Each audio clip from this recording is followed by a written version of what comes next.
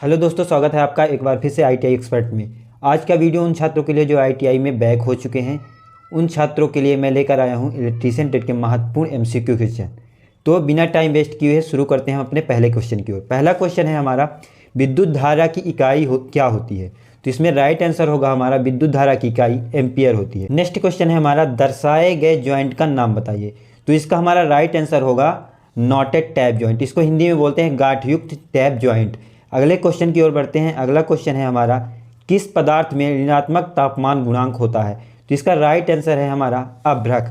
अभ्रक का जो ताप गुणांक होता है वो माइनस होता है। इसी में एक सवाल हमारा और आ जाता है, एक क्वेश्चन बनता है कि टेम्परेचर कोफिशिएंट की इकाई क्या होती है? तो टेम्परेचर कोफिशिएंट की इकाई होती है प्रति डिग्री सेंटीग्रेड। अगले क्वेश्चन की ओर बढ़ते हैं। अगला क्वेश्चन है हमारा, समांतर परिपथ दिया गया है, इसमें हमको R2 का वैल्यू फाइंड करनी है। ठीक है, तो ये हमको हल करना पड़ेगा। इसका राइट आंसर होगा हमारा 6। इसका राइट आंसर होगा हमारा 6। इसको हम हल कैसे करेंगे? इसको हम हल करेंगे 1/r equal to 1/r1 plus 1/r2 plus 1/r3। और इसमें हम R1 की जो वैल्यू रहेगी V/I कर देंगे और I हमारा ऊपर हो जाएगा और V नीचे। तो हमारा आगे चल के बनेगा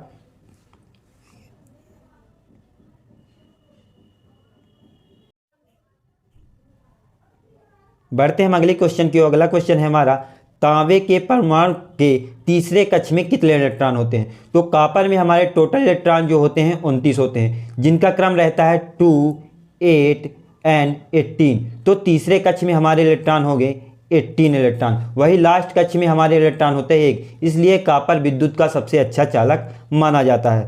अगले क्वेश्चन की ओर बढ़ते हैं। अगला क्वेश्चन है हमारा, कौन सा नियम कहता है कि बंद विद्युत परिपथ में लगाया गया वोल्टेज पात के योग के बराबर होता है? तो ये है नियम है किरचॉफ का दूसरा नियम। किरचॉफ के दूसरे नियम को ही वोल्टेज के नियम से जाना जाता है और वहीं पे करंट नियम हमारा किरचॉफ का पहला नियम कहलाता है। बढ़ते हैं अगले ऑप्शन की ओर। अगला ऑप्शन है हमारा, दिए गए सुरक्षा चिन्ह को पहचानिए कि ये कौन सा चिन्ह है? तो ये सर्कल में वृत्ताकार है, तो ये हमारा चिन्ह होगा मैंडेटरी। यहीं पे अगर लाल रंग बॉर्डर में क्रॉस बार होता तो ये हमारा हो जाता निषेधात्मक चिन्ह। अगले क्वेश्चन की ओर बढ़ते हैं। अगला क्वेश्चन है हमारा, इस औजार का नाम बताइए। ये औजार हमारा कहलाता है क्रिम्पिंग टूल। ये हमारा कहलाता है क्रिम्पिंग टूल। अगले क्वेश्चन की ओर बढ़ते हैं। अगला क्वेश्चन है हमारा, कौन से प्लायर का उपयोग हुक तथा लूप बनाने में किया जाता है? तो इसका राइट आंसर होगा राउंड नोज प्लायर। अगले क्वेश्चन की ओर बढ़ते हैं। अगला क्वेश्चन है हमारा, संधारित्र की इकाई क्या है? तो इसका राइट आंसर होगा संधारित्र की इकाई फैराड होती है। अगले क्वेश्चन की ओर बढ़ते हैं। अगला क्वेश्चन है हमारा, पराचुंबकीय पदार्थ कौन सा है? हमारा प्लेटिनम। अगले क्वेश्चन है हमारा, नीचे दिए गए प्रतिरोध का कलर कोड बीज द्वारा मान ज्ञात करना है। तो कलर कोड बीज द्वारा इसका मान होगा हमारा, राइट आंसर होगा बी नंबर। ठीक है, अगले क्वेश्चन की ओर बढ़ते हैं। ये जो कलर कोड हमको निकालना है तो ये इसकी एक सारणी रहती है जिसको हमको पढ़ना पड़ता है। नेक्स्ट क्वेश्चन है हमारा, चुंबकीय वाहक बल की इकाई क्या होती है? तो इसका राइट आंसर होगा हमारा ampere turns. C number right answer होगा। अगले क्वेश्चन की ओर बढ़ते हैं। अगला क्वेश्चन है हमारा, परमिएबिलिटी के परिवर्तन होने का कारण क्या है? तो इसका राइट आंसर होगा फ्लक्स घनत्व, फ्लक्स डेंसिटी। अगले क्वेश्चन की ओर बढ़ते हैं। अगला क्वेश्चन है हमारा, किस प्रकार का संधारित्र अंतरिक्ष इलेक्ट्रॉनिक्स के लिए उपयोग किया जाता है? अंतरिक्ष में जो इलेक्ट्रॉनिक्स उपयोग किए जाते हैं उसमें किस प्रकार का संधारित्र या कैपेसिटर यूज किया जाता है? तो इसका राइट आंसर होगा हमारा डी नंबर। अगले क्वेश्चन की ओर बढ़ते हैं। अगला क्वेश्चन है हमारा, यदि घुमाव के बीच की दूरी बढ़ती है तो इंडक्टेंस क्या होगा?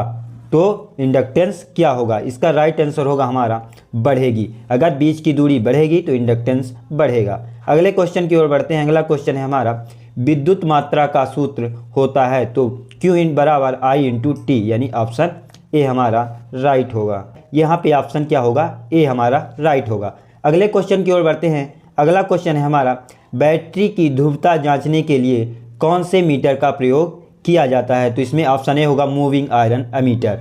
अगले क्वेश्चन की ओर बढ़ते हैं। अगला क्वेश्चन है हमारा, यदि तापमान में वृद्धि के साथ प्रतिरोध का मान बढ़ता है तो क्या कहलाता है? तो इसमें होगा थार्मिस्टर। अगर तापमान बढ़ेगा तो प्रतिरोध भी बढ़ेगा। अगले क्वेश्चन की ओर बढ़ते हैं। अगला क्वेश्चन है हमारा, चालकता की इकाई होती है। चालकता क्या है? प्रतिरोध का उल्टा। प्रतिरोध का उल्टा यानी महो। यदि प्रतिरोध की इकाई ओम है तो चालकता की इकाई महो। अगले क्वेश्चन की ओर बढ़ते हैं। अगला क्वेश्चन है हमारा, कौन सी ज्यावक्री एसी के लिए फॉर्म फैक्टर क्या है?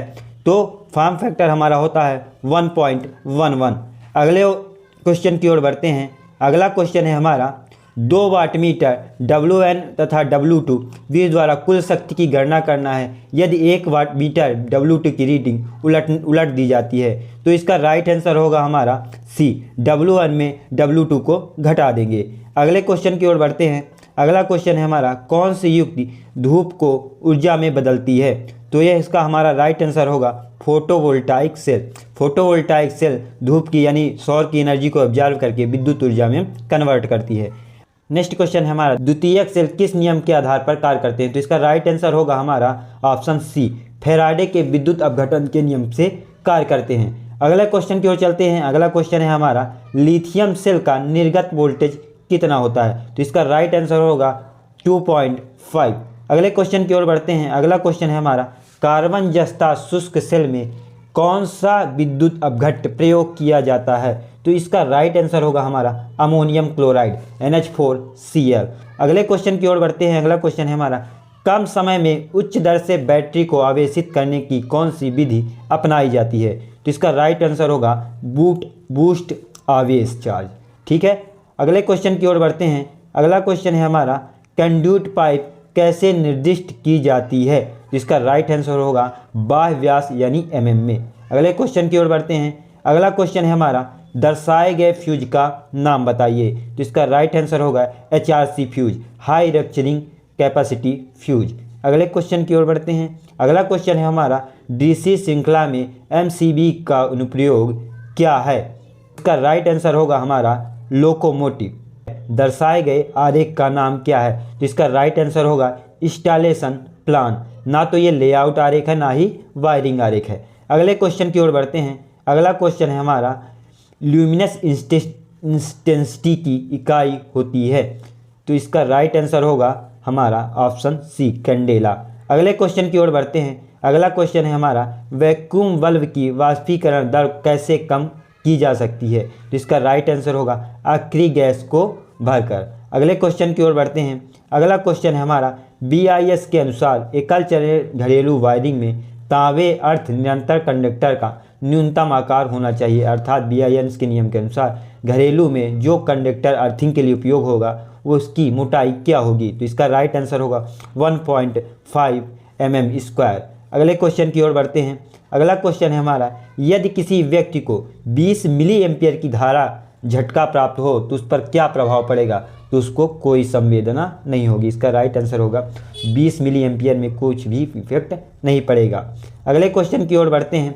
अगला क्वेश्चन है हमारा दर्शाए गया जो चित्र है इसमें प्रतिरोध मापने की कौन सी विधि को दर्शाया गया है? तो इसका राइट आंसर होगा हमारा विभव विभाजन, पोटेंशियल डिवाइडिंग।